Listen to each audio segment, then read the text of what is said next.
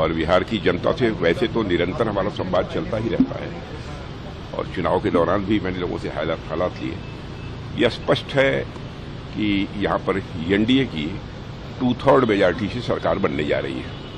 Sir, आप लगातार जनसभा को संबोधित कर रहे थे, जिसके आधार करें कि बीजेपी अपने सारे बड़े नेताओं को फिल्म उतार दिया, फिर भी बिहार में बदलाव होने जा रहे हैं। नहीं, ये दावा करने दीजिए उनको। मैं मानता हूं उनका यह दावा पूरी तरह से बेबुनियाद है, वह निराधार है। फैसला जनता को करना है और बिहार की जनता ने मन बना लिया है और मन इसलिए बनाया है कि पिछले 20 वर्षों में जिस तरीके से विकास को गति दी है यहाँ नीतीश कुमार जी ने, यह बात सबके चित्त में बैठी हुई है। सब लोग ये मानते हैं कि अराजकता और जंगल राज की स्थिति से किसी ने अब तक काफी हद तक उबारा है इस बिहार को, तो नीतीश कुमार ने उबारा है,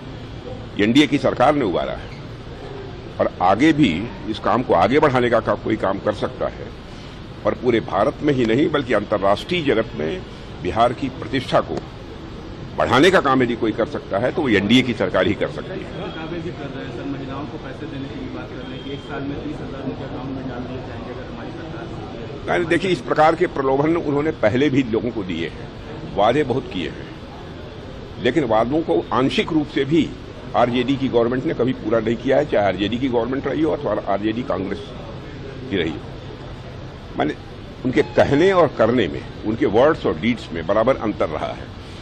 और उनके वर्ड्स और डीड्स यानी कहने और करने में अंतर होने के कारण ही एक विश्वास का संकट पैदा हुआ है और जिसका एहसास बिहार की हर जागरूक जनता को, क्योंकि राजनीतिक दृष्टि से मैंने देखा है कि बिहार की जनता बहुत ही जागरूक है और बहुत ही सोच समझकर फैसला करेगी और यहाँ पर 2/3 क्लियर मेजॉरिटी के साथ, 2/3 मेजॉरिटी के साथ यहाँ पर एनडीए की गवर्नमेंट बनेगी। राहुल गांधी कह रहे हैं कि महागठबंधन की सरकार बन रही है और भारतीय जनता पार्टी लगातार वोट चोरी करने का काम कर रही है। देखिए, अब ऐसा है ना कि ऐसे अब शब्दों का प्रयोग तो वही कर सकते हैं और उनके द्वारा तो इसके पहले भी बराबर इसी तरीके की बेबुनियाद और निराधार बातें। एक चुनाव सवाल की एनडीए की तरफ से लगातार विकास की बात कही जा रही है, लेकिन जंगल राज पर ज्यादा फोकस क्यों करना पड़ रहा है? देखिए, ऐसा है, विकास तो हुआ, इस सच्चाई को कोई नकार नहीं सकता है।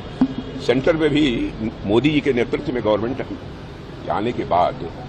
जितनी तेजी से देश का विकास हुआ है, जो हमारा भारत 2014 में अर्थव्यवस्था के आकार, इकोनॉमी की साइज के मामले में दुनिया के देशों में 11वें स्थान पर था, वह जंप लेकर आ 4थे स्थान पर पहुंच गया है और बड़ी मानी जानी इंटरनेशनल फाइनेंशियल फर्म्स इस बात का दावा कर रही हैं कि मोदी जी के नेतृत्व में भारत जितनी तेजी के साथ आगे बढ़ रहा है,